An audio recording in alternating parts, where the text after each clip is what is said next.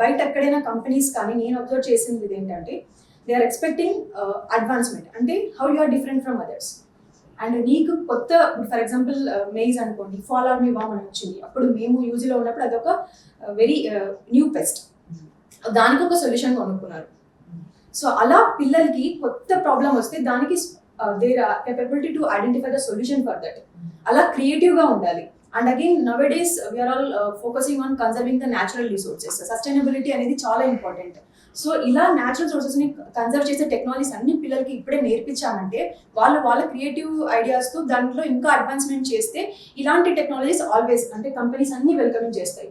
So మనం ఎంత అడ్వాన్స్డ్గా ఉన్నామో, how we are different from others, how we are unique from others, ఇలాంటి విషయాల వల్ల స్టూడెంట్స్కి చాలా ఆపర్చునిటీస్ ఉంటాయండి. బయట కంపెనీస్ అని they are welcoming people those who are like very unique from others.